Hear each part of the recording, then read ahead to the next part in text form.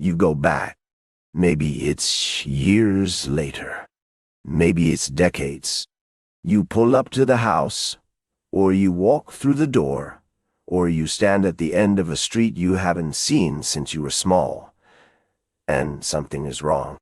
Not wrong in a way you can point to. The house is still there. The walls are the same color. The stairs are where they always were. But something has contracted, compressed. The hallway that used to take forever to walk down is suddenly just a hallway. The garden that seemed to go on past the edge of the world is just a garden. Ordinary, bounded, finite. And here is the part that stays with you. Somebody, a parent, a friend, a voice in your own head says, "You grew. You got bigger." That's all it is. You were small, and now you're not. And so the house looks smaller. Simple geometry. Door. Case closed. And you nod. Because they're right. Of course they're right.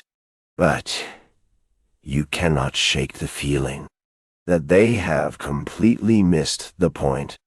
The geometry explanation is correct. Let's be clear about that. You were, say, 4 feet tall. The ceiling was 8 feet above you. That ceiling was twice your height.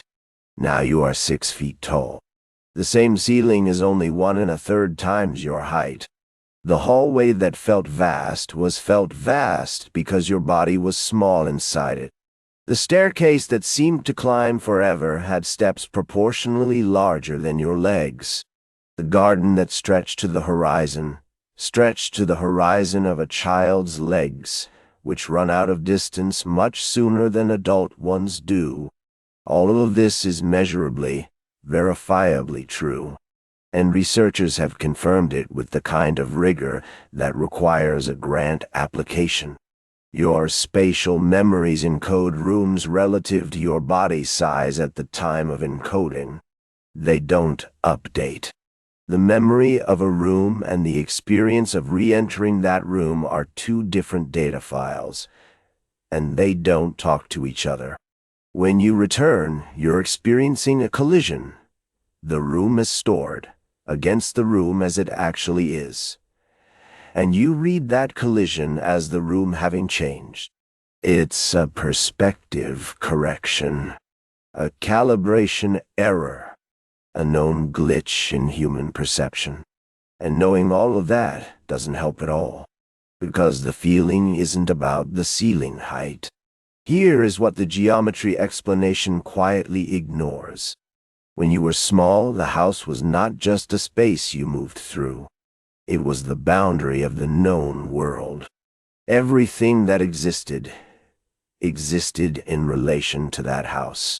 The kitchen was where safety was. The hallway at night was where fear lived. The space under the stairs was where things went that you didn't understand yet. The house was not a container. It was a cosmology, and the people in it were enormous. Not in the way that ceilings are enormous to a small body. In the way that gods are enormous. Your parents, or whoever was there, occupied the house differently than you did.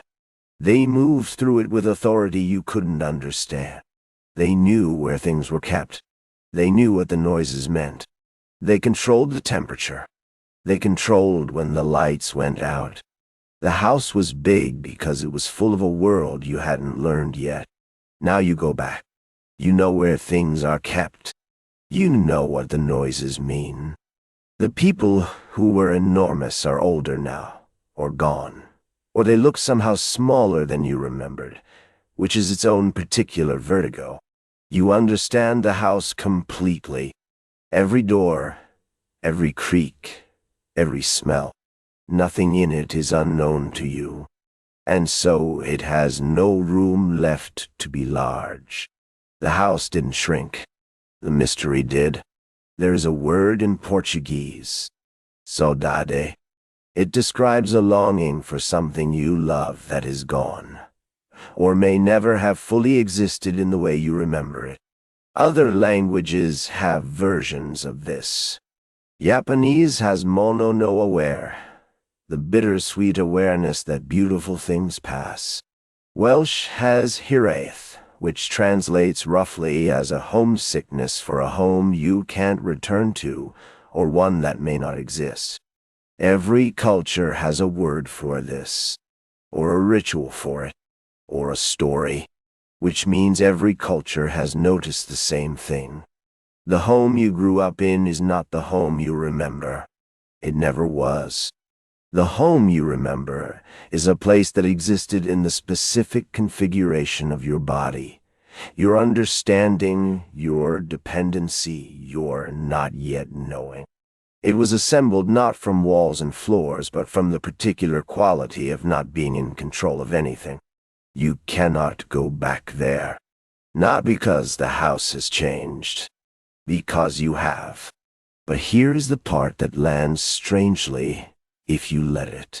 Your memories of that house are stored at that scale. The version of you that lives inside your own head, the one doing the remembering, is still small, is still looking up, is still standing in a hallway that goes on much longer than it should. When you dream of the house, it's probably the right size. The dream version doesn't know you grew.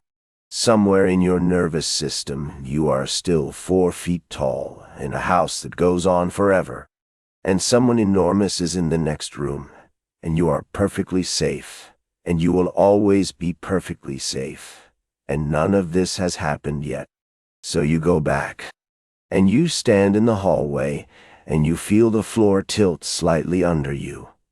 Not literally. Just the particular vertigo of a space that should be one size and is another. And someone says, "You just got bigger." That's all. And they are right. What they're describing is actually more unsettling than they realize. Because what they're saying is, the world was enormous when you needed it to be. It was full of unknown rooms and unknowable people and distances that couldn't be covered on small legs. And then, slowly, without your permission, it became this. Comprehensible. Traversable. A house you can walk across in 8 steps. The world didn't get smaller. Your capacity to be lost in it did. And maybe that's the grief underneath the geometry. Not that the house changed, but that you became someone who can no longer be contained by it, who no longer needs to be contained by it, who moved through a door that can't be opened from the other side. The correct explanation is correct. It just has no idea what it's explaining. The house is the same size it always was. You're the one who's wrong.